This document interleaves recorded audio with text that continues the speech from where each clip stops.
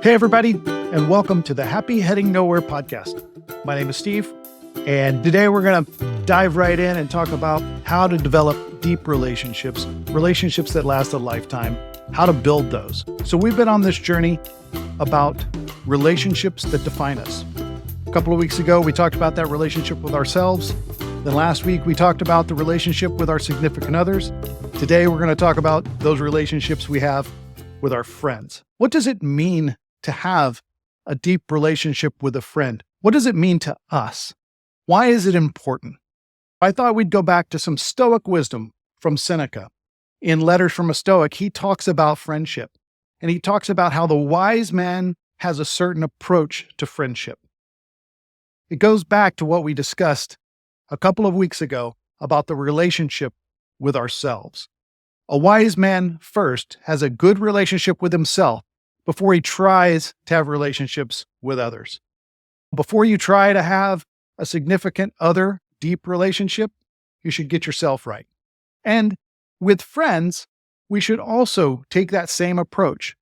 You cannot become a good friend until you've become a good friend to yourself. That's truth. Maybe you remember graduating from high school. And after you graduated, you went from, at least in my case, you went from having this close group of friends to everybody going their separate ways. And then you found yourself alone. We didn't have texting. We didn't have Instagram. We didn't have Facebook or any of those things to stay in touch. I remember I would call and leave a message on somebody's machine and wait for them to get back to me. Maybe they were out doing something or they were at work. They were living their lives.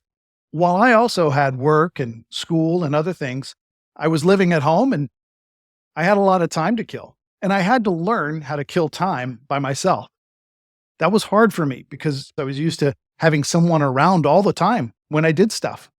But it wasn't like that anymore. So I had to learn to be a good friend to myself. Seneca talks about that. And the first thing about becoming a wise person and having wisdom as it relates to relationships is to be okay with not having a friend. You first have to be okay with being alone.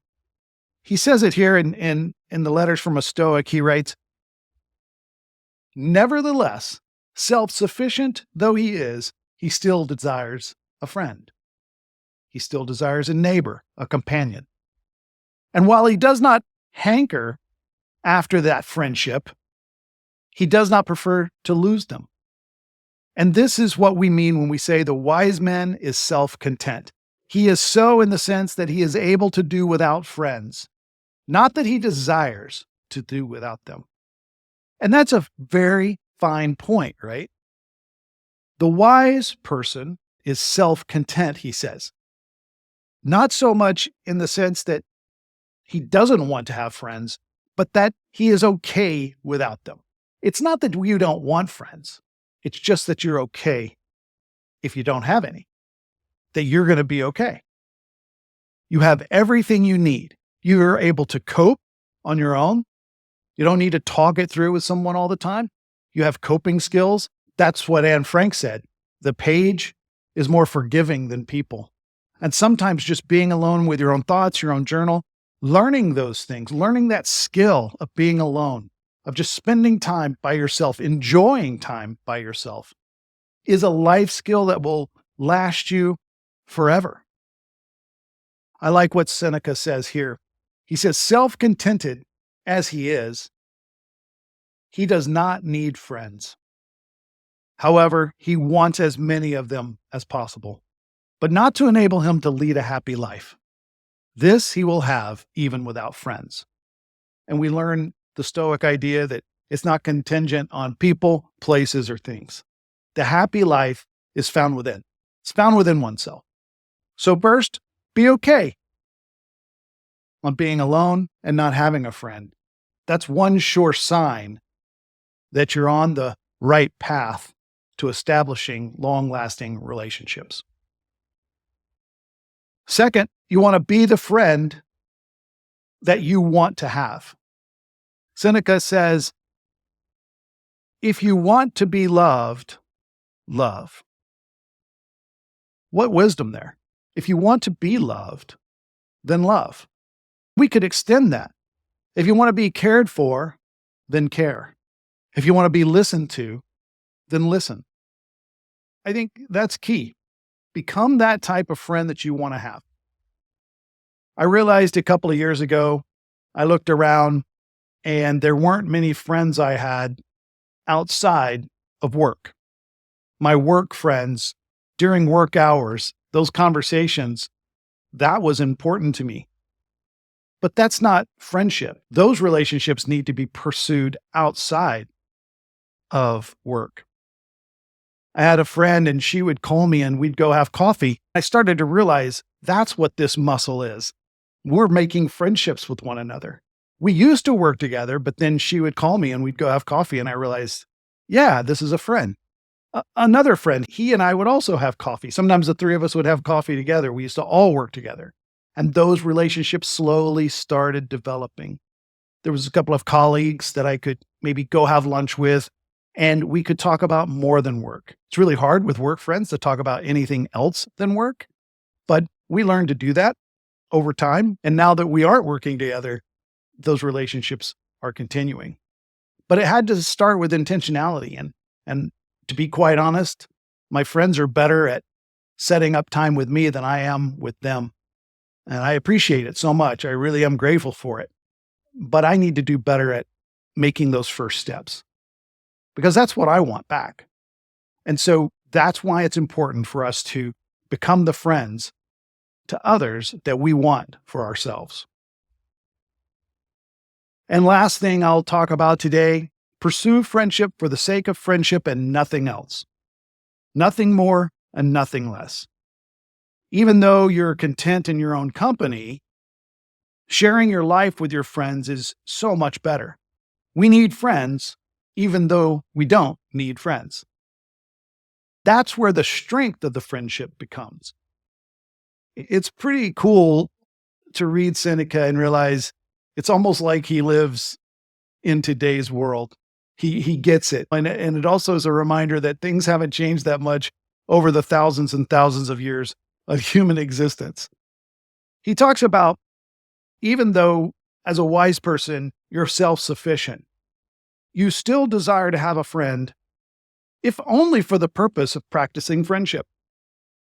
Then Seneca talks about Epicurus's view of this, of having a friendship for the sake of just being friends, when he says that having a friend isn't about having them come sit by you when you're sick, or being able to borrow money from them when you're hard up, or if you're thrown into prison or in handcuffs, having them come to your defense. He says, no, that's not it. It's so that you can go and sit by their sickbed, so that you can be there for them when they need you, and so that you can be someone that can defend them when everyone else is against them. That piggybacks on what we just said about being that friend that you want to have. And that's the reason you search out friends for friends' sake. If you have somebody that's just there when they need you, he says, these are what commonly are called fair weather friendships. I was kind of amazed when I read that. The concept of fair weathered friendships is not new. It's a person adopted as a friend for the sake of his usefulness will be cultivated only for so long as he's useful. That's wisdom right there. A person who starts being friends with you because it pays him will cease to be friends because it pays him to do so. That's a fair-weathered friend. He goes on to talk about what is the object in making a friend. He says it's somewhat like a marriage. A good friendship is like a marriage. There can be no doubt that the desire lovers have for each other is not so very different from friendship. You might say that love is friendship gone mad. I mean, that's beautiful. Friendship gone mad is love. There's a second level of friendship. There's this next level of friendship, and that's what we should all aspire to get to with our friends. People that know us better than we know ourselves. People that we can take really strong feedback from. People that we can be there for when they need us most. And if you become that type of friend, you'll have those type of friends. Seneca works back to the foundation that's so important that we've talked about throughout our series on relationships that define you. The relationship that defines us and allows us to have those close friends comes back to ourselves. And he talks about that as he winds up this letter about friendship. He says, "The wise man, nevertheless, unequaled though he is in devotion to his friends, though regarding them as being no less important and frequently more important than his own self, will still consider what is valuable in life to be something wholly confined to his inner self. And such is more or less the way of the wise person. They retire to their inner self in their own company." I love that. I think that's what has consumed my thoughts more and more and more as I've gotten older. As I realize life is getting shorter.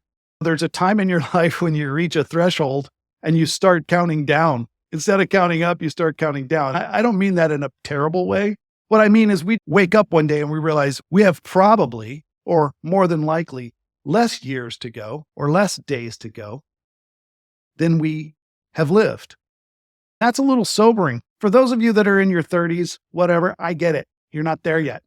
But those of you that are in your mid 40s, you've hit that 50 mark, you understand what I'm saying.